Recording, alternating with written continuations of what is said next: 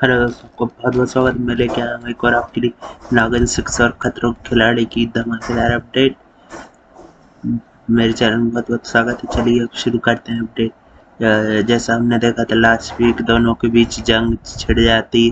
प्रथा को वो क्या कहते हैं हेल्प करने के लिए प्रथा महक को बुलाती है और उसे ट्रैप करने की कोशिश करती है, मगर महक क्या करती है, चालाकी दिखा के बिना कुछ बताए उसको बात का क्या कहते हैं चली जाती है। महक जो रहती है बिना कुछ क्या कहते बताए हुए प्रथा के बच्ची के बारे में कुछ भी नहीं बताती है और वो क्या कहते मर जाती है। और मरने से पहले बोलती है, मैंने तुम्हें जिंदगी का सबसे बड़ा दर्द देके जा रही हूँ। और वहीं पे शक्ति जो रहता है वो ऋषभ को मार के उसकी तरह उसके रूम में बंद कर देता है।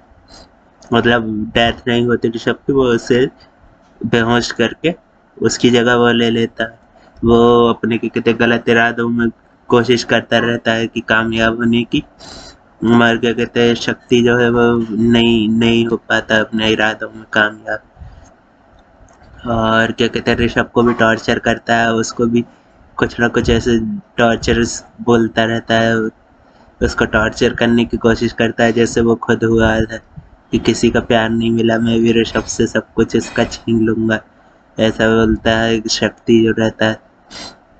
अभी तो प्रथा उसको पकड़ नहीं पाई है वो, मगर क्या कहते बच्ची के लिए भी काफ़ी परेशान रहती है। उसकी जो बच्ची रहती है उसको ढूंढने की काफ़ी कोशिश करती है। देन क्या कहते हैं राजेश प्रताप को भी वो फंसवा देता है।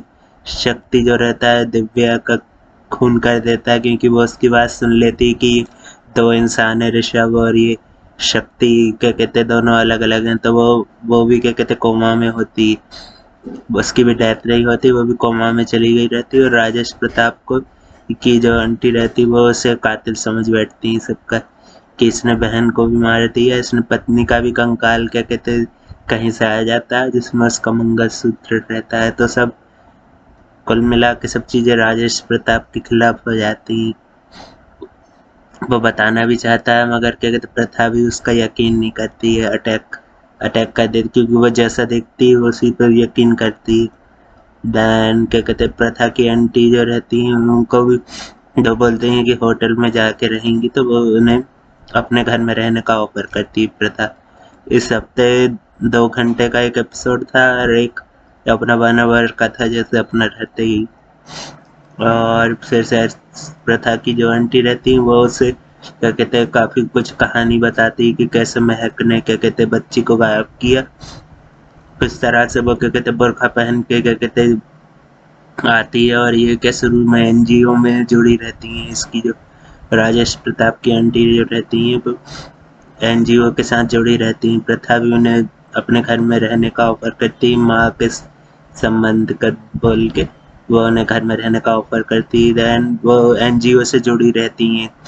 देन वो एनजीओ में क्या कहते हैं जो जय जय रहते हैं, प्रोफेसर रहते हैं, वो उन्हीं की एक बच्ची प्रथा की बच्ची होती है। देन क्या कहते हैं प्रथा उनसे रिक्वेस्ट करती है बच्ची को देने की, वापस देने की, लेकिन प्रोफेसर उनको बोलते हैं मेरे जीने का सहारा बन चुकी हैं बच्चियां दोनों, तो मैं आपको नहीं दे सकता ये बच्चियां, आप और जो मांगना हो मांग लीजिए। देन प्रथा फिर भी रिक्वेस्ट एक रात के लिए करती है, जो जन्माष्टमी की जो रहती पूजा, जब वहाँ पे क्या कहते हैं प्रोफेसर ले आते हैं बच्ची को, तो ऋषभ भी अंदर से क्या कहते हैं वो रूम के अंदर से जो एक तोड़ा रहता है इसमें शक्ति ने, उसके अंदर से ऋषभ भी अपनी बच्ची को देख के काफी खुश होता है। डैन क्या कहते हैं शक्ति भी क्या कहते हैं प्रथा के साथ गलत इरादे करने की कोशिश करता है, मगर वो किसी में भी सफल नहीं होता। एक बार बच्ची के आने के लिए प्रथा पूरा घर सजा देती है, सब चीज कर लेती है, मगर क्या कहते हैं एंड ऑफ द डे वो मना कर देते हैं प्रोफेसर जो रहते हैं कि जो मांगना हो मांग लीजिए। देन क्या कहते हैं वो लेके आते हैं, तो पूजा के बीच में क्या दोनों बच्चियां गायब भी हो जाती हैं। देन प्रोफेसर बोलते हैं कि मैं आपके भरोसे पे मैं इनको लेके आया था, आप कुछ भी कीजिए, ढूंढिए उनको बच्चियों को।